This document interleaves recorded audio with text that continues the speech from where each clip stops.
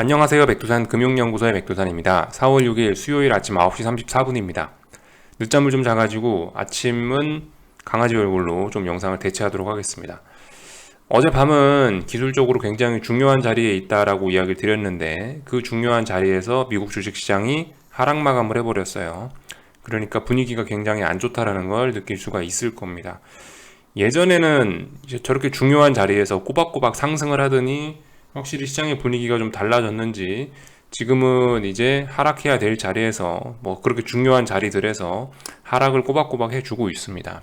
예, 확실히 겨울이긴 겨울인 것 같다라는 생각이 들어요. 금융시장의 겨울이라고요. 그래서 하여튼 어젯밤 미국 주식시장이 하락을 했는데 요 하락을 보고 나서 우리가 야 이제 앞으로 이 세상은 큰일 났다, 이제 앞으로 뭐 대세 하락의 시작이다, 이렇게까지 무리하게 생각할 필요는 없을 거예요. 어젯밤에 주식시장이 한 일은 뭐냐면 저항을 확인한 거죠. 저항을 확인하고 매물을 더 추가했을 뿐이에요. 지지선이 붕괴됐냐? 아직 지지선은 붕괴시키지 않았거든요. 어딘가가 붕괴가 돼야 아래쪽으로 갈 거 아니에요. 근데 어젯밤에 그 어딘가를 붕괴시키진 않았거든요. 어젯밤엔 단지 여기가 저항이야 라고 생각을 하면서 머리 위쪽에다가 그죠? 매물을 쌓았을 뿐입니다. 그러니까 어젯밤 하락을 보면서 이제 우리가 해야 될 생각은 뭐냐? 다음번에는 여기까지 올라오면은 숏 포지션을 잡는다라는 생각, 반등시 매도 전략에 관련된 생각. 또 그리고 혹은 앞으로 이제 여기 어딘가가 붕괴되면은 와르르르 쏟아질 수 있겠구나라는 생각. 그러면 이제 거기에 맞춰서 앞으로 나는 시장이 이렇게 움직이면 이렇게 대응하고 이렇게 움직이면 저렇게 대응하고 이 생각만 하면 된다는 겁니다. 어제 하락했다고 막 호들갑을 떨면서 앞으로 이제 큰일 났다 이런 생각은 할 필요가 없다라는 겁니다. 차분하게 보시면 좋을 것 같고요. 조금 더 구체적인 숫자를 말씀드리자면 그래도 미국 주식시장이 좀 강하기 때문에 한 4620 부근까지는 올라올 수 있지 않겠어, S&P 기준으로. 전 이렇게 생각을 했는데 어젯밤에 어림도 없다, 4580 정도가 저항이다 라고 새롭게 인식을 했죠. 그러니까 기준을 좀 낮추시라고요. 아, 4620은 이제 못 가는구나, 아 이제는 4580이구나, 이렇게 조금 숫자를 저항이 좀 아래로 내려왔구나, 요 정도 생각하시면 될 것 같고요. 아래쪽으로는 어디가 붕괴가 돼야겠어요?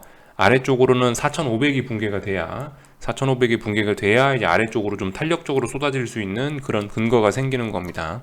그죠? 그 자리들 기준으로 보시면 될 것 같고, 나스닥은 어떻겠어요? 나스닥도 큰 차이 없죠. 제가 15,000, 뭐 200, 250, 뭐 이 정도 자리 기준을 드렸다면 이제 그까지 못 가고 있죠. 조금 낮춰서 15,150 이 정도 자리로 좀 기준을 좀 낮추시면 될 것 같고요. 얘도 14,700을 붕괴시키면 아래쪽으로 탄력적으로 갈 수 있겠구나, 이 정도 생각하시면 되겠죠. 그래서 뭐 예전과 크게 바뀐 건 없는데요. 그 어떤 기준들이, 숫자들이 미세하게 좀 바뀌었다, 이 정도로 보시면 될 것 같고요.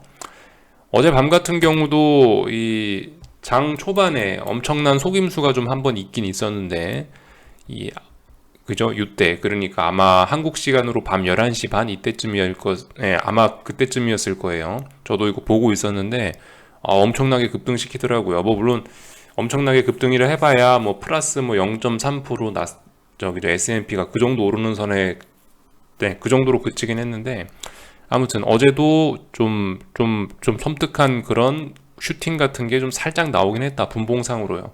물론 뭐 그렇다고 이게 엄청난 건 아니고요. 어젯밤에 이 분봉을 보면서 드는 생각은 확실히 시장의 힘이 좀 빠지긴 했다라는 생각이 들긴 들어요. 예전 같으면 볼린저 밴드를 확실히 막 째고 넘어갈 텐데 이번엔 볼린저 밴드를 잘 째지도 못하더라고요. 그런 상황에서 장중에 밤 11시 반쯤 오버슈팅 살짝 주고 그 뒤로 줄줄줄 흘러내리더라, 탄력을 받아갖고 줄줄줄 흘러내리더라, 뭐 이런 모습을 볼 수가 있었습니다. 그래서 어젯밤 같은 경우는 그저 뭐 전반적으로 힘이 없었다, 뭐 이런 걸 좀 느꼈고, 하여튼 보면은 IT 빅테크가 훨씬 많이 빠졌어요. 2% 넘게 빠졌죠. S&P는 1.3% 이 정도 빠졌고요. 낙폭이 나스닥이 훨씬 큽니다. 왜 낙폭이 훨씬 크냐? 어젯밤 미국 주식시장의 하락의 재료가 이거였기 때문이죠. 뭐 페드 고위인사 매파 발언 속 국채금리 급등 등의 하락이라 써 있죠. 물론 다양한 하락의 재료가 있었겠죠. 뭐 러시아가 어쩌고 저쩌고 이런 것도 있었는데 그런 거는 두 문제 치고, 일단 주식시장은, 미국 주식시장은 일단 연준 인사에 립 서비스에 집중했다. 그러니까 긴축에 집중했다라는 거를 알 수가 있겠습니다. 그러니까 야 긴축한다 이러니까 나스닥 빅테크가 더 많이 크게 무너졌다고요.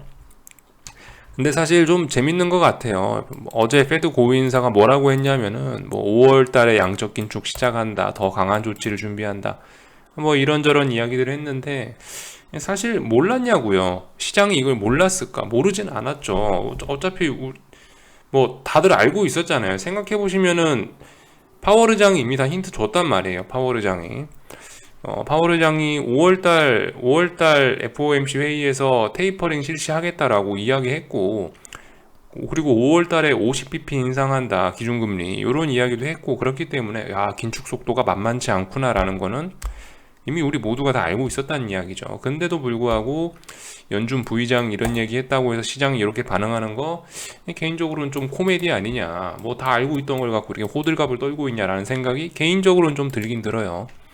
근데 이제 뭐 굳이 뭐 이런 이야기를 좀 한마디 좀 더 덧붙이자면, 어젯밤에 왜 시장이 충격을 받았는지에 대한 이유를 굳이 한마디를 더 뭐 덧붙이자면요.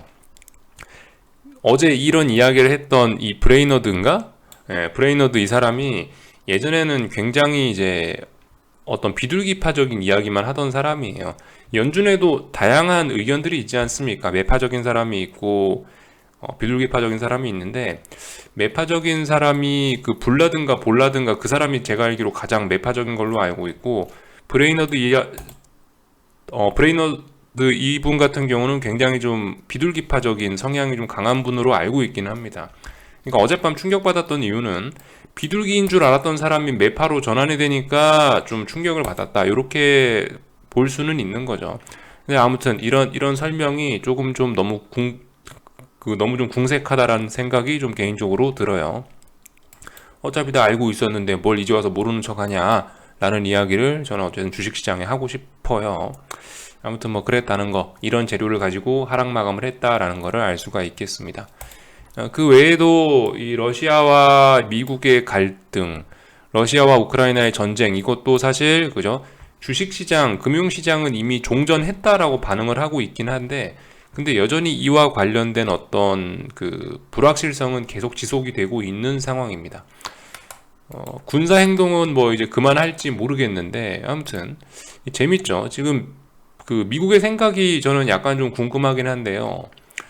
러시아 같은 경우는 지금 이제 여러 가지 측면에서 우리 이제 전쟁 좀 그만하겠다라는 그런 뉘앙스를 좀 여기저기서 좀 풍기고 있거든요. 예를 들면은 군사 활동을 뭐 많이 축소시키겠다 이런 이야기 했었잖아요. 그런 이야기도 하고 뭐 그러니까 어쨌든, 그리고 뭔가 계속 뭐 협상에도 참여하고 있고 이런 이야기들 하는 걸 보면은 뭔가 이제 좀 전쟁에서 발을 빼고 싶다 이런 생각이 있는 것 같은데, 근데 아무튼 요즘에 바이든 대통령 하는 거나 미국의 대응을 보면은 마치 이번 이런 일을 기다렸다라는 듯이 러시아를 계속 그저 코너로 좀 몰아붙이는 듯한 측면이 없진 않습니다. 그러니까 예전에 전면전한다고 푸틴이 그랬을 때는 그 뭐 스위프트 제재도 하고 이런 식으로 해서 강하게 밀어붙일 만한 그런 근거가 있었는데, 근데 아무튼 이 푸틴이 지금 살짝 한 발 뒤로 빼고 있는 상황에서도 미국은 예전과 같은 그런 강력한 제재나 강력한 대응을 계속하고 있다라는 느낌이 좀 들긴 들어요. 그래서 보시면은 그죠, 뭐 6일 추가 대러 제재 발표 이런 이야기 하고 있고요. 그래서 이제 그 러시아의 남은 카드를 모조리 다 없애버리겠다 이런 이야기 하고 있죠. 거기다 더해서 물론 이제 지금 이 뉴스엔 나오지 않았는데, 그 며칠 전인가 폴란드 가가지고 저 그런 얘기도 했잖아요. 푸틴 대통령 고만해야 된다 그런 이야기를 하면서 미국 대통령이 그런 이야기를 했다는 게, 아무튼 그게 그 상당히 뭐 그게 그 뭐라고 해야 될까요? 제 입장에서는 저 같은 사람은 뭐 푸틴 내려와야 된다라고 해도 러시아에 타격이 없을 수 있는데, 미국 대통령이라는 사람이 푸틴은 독재자다, 푸틴은 정권을 내려놔야 된다, 권력을 내려놔야 된다 그런 이야기 하니까 이게 사실 그죠? 미국의 생각이 뭔가 개인적으로 좀 저는 굉장히 좀 궁금해집니다. 그래서 미국 같은 경우는 어쩌면 이 갈등을 계속 길게 끌고 가려고 하는 게 아니냐라는 생각이 개인적으로 좀 든다는 거죠. 바이든 입장에서는 전쟁 이슈가 사실 좋을 수도 있어요. 왜냐하면 자기 지지율 올라가는데 좀 도움이 되긴 되거든요. 그래서 하여튼 뭐 좀 잡설이 길었는데 이런저런 걸로 봐서 미국은 좀 이 전쟁을 좀 길게 끌고 나가고 싶은 생각이 없지는 않은 것 같고, 그렇게 되면은 원자재 가격이라든가 어떤 이런 불확실성은 좀 계속 지속될 수 있겠죠. 그리고 인플레를 잡는데도 조금 좀 별 도움이 안 될 수도 있겠죠. 이런 정책이요. 그래서 아무튼 요런 미국과 러시아의 갈등도 우리가 계속해서 지켜는 보자. 뭐 요런 이야기를 좀 드려봤습니다. 하여튼 계속 러시아를 조지겠대요. 러시아는 발 한 발 뺄라 그러고 있는데 거기에다 대고 계속해서 지금 채찍질을 하고 있는 이런 느낌이 좀 들고 있습니다. 뭐가 뭐 도덕적으로 옳고 그른지는 저는 뭐 이야기하지는 않겠고요. 저는 어쨌든 잘 모르겠고, 하여튼간 미국은 전쟁을 쉽게 끝낼 생각이 잘 없어 보인다. 러시아가 한 발 빼는데 자꾸 지금 거기에다 대고 채찍질을 가하는 듯한 모습이 좀 보이고 있습니다.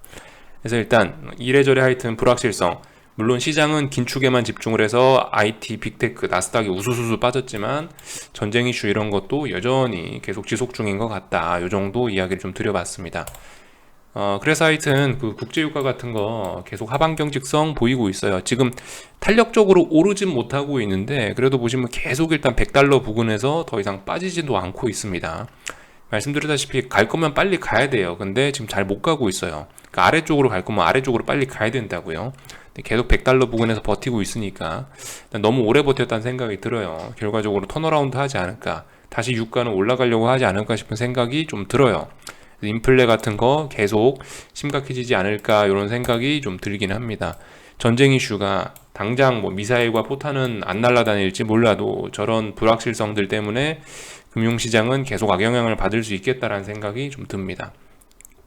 하긴 요런저런 이야기를 했고, 어젯밤 그 브레이너드, 그죠? 브레이너드 이 사람의 발언으로 인해서 달러 인덱스 같은 경우는 보시다시피 그 중요한 의미 있는 고점을 넘어섰습니다. 굉장히 의미가 있겠어요. 사실 당연한 반응이에요. 그죠?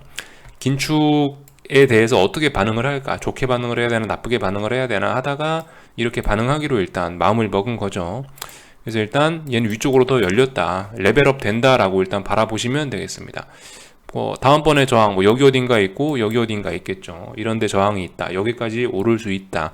어떻게 오를지는 저도 잘 모르겠지만 일단 거기까지 저항이 있고, 그리고 아무튼 좀 급하게 올랐으니까 다시 한번 이렇게 이 부분에 그 지지력을 테스트하는 과정을 다시 한번 더 거치지 않을까 싶은 생각이 좀 들긴 들어요. 아무튼 어젯밤 긴축이다 이러면서 달러가 중요하게 반응을 했다라는 거, 그죠? 이거 시장의 부담으로 작용할 수 있겠습니다. 미국이든 한국이든 주식시장에 전반적으로 그렇게 그렇게 부담이 될 수 있다라는 생각이고요.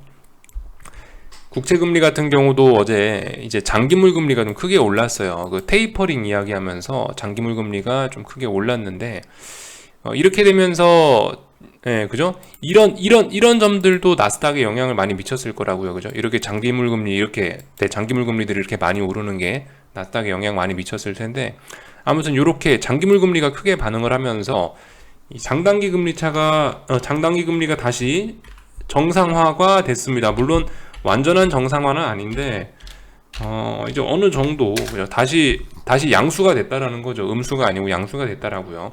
역전됐다가 다시 회복됐다고요. 여기서 이제 이거를 또 봐야 되는 게, 이제 이렇게 됐으니까, 이제 QT 이야기 나왔으니까 이제 무조건 이제 추세 전환이다. 아직 아닙니다. 그죠? 아직 추세 전환 됐는지 안 됐는지 몰라요. 아직까지는 기술적 반등이에요. 말씀드렸다시피 이게 턴어라운드 하는 순간부터, 금리가 정상적으로 올라가는 순간부터가 이제 시장이 좀 위험해질 수 있다라는 이야기를 드려서, 또 다들 이거 언제 올라가시나 요것만 또 기다리고 계실 수 있는데, 아직까지는 너무 이르다라는 겁니다. 이거 아직까지 더 언더슈팅을 위해서 이렇게 반등하는 것일 수도 있어요. 아직까지 이것만 보고 너무 흥분하실 필요가 없고요. 이것도 어쨌든 똑같습니다. 모든 기술적 분석 똑같아요. 추세선 긋고 그러는 거죠. 추세선 긋고 지지와 저항 체크해 가지고 이렇게 하는 거 아니겠습니까? 최소한 여기 있는 이런 라인 정도는 위쪽으로 넘어줘야 돌파가 됐네, 상승 추세네, 이런 이야기를 할 수가 있을 거예요. 그죠? 아직까지 내려오고 있잖아요. 그리고 예를 들면 아래쪽에 있는 이런 어떤 그 지지력 테스트하는 과정도 몇 번 필요할 수 있겠죠. 예를 들면 쌍바닥이라든가 아니면 삼산이라든가 이런 걸 만들어야 또 위로 갈 거 아닙니까? 그죠? 아직까지는 좀 아니다라는 거. 아직까지는 아래로 지속 중에 반등이 나왔다. 최근에 속도가 너무 빨랐으니까 반등이 나온 거다라고 일단 보고 있습니다. 하여튼 제 생각에는 그래요. 이게 다시 장단기 금리가 이렇게 정상화가 돼서 위쪽으로 올라가려면 결과적으로 가장 좋은 재료는 QT라고 생각하거든요. 테이퍼링 5월달에 예정일이잖아요. 그러니까 5월달 전, 지금 4월달이니까 4월달에는 이 부근에서 힘겨루기 하거나 더 아래쪽으로 빠지지 않을까 싶습니다. 그러니까 그 기간 동안에는 계속 주식시장도 어떤 힘겨루기를 하지 않을까, 답답하게 힘겨루기 하지 않을까 싶은 생각이고요. 그래서 아무튼 이 QT라는 재료를 좀 잘 보자고요. 물론 뭐 선반영이라면서 뭐 미리 움직일 수도 있긴 있는데 주식시장은 결국 확인을 하지 않을까 싶습니다.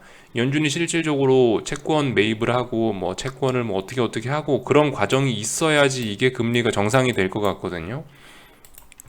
그럼 아무튼 QT를 기다려보는 게 좋지 않겠냐. 5월 초까지 기다려보면 이게 결국 돌아서지 않겠냐라는 생각이에요. 시장이 움직이더라도 반응을 하더라도 그 이후에 반응하지 않겠냐라는 생각을 좀 해봤습니다. 여기까지 말씀을 드렸고, 변동성 지수 같은 거 그죠? 예, 역시나 이 중요한 지지선을 한 번에 무리해서 붕괴시키더니 결과적으로 이게 언더슈팅이었구나 라는 게 일단 어젯밤에 밝혀진 거고요.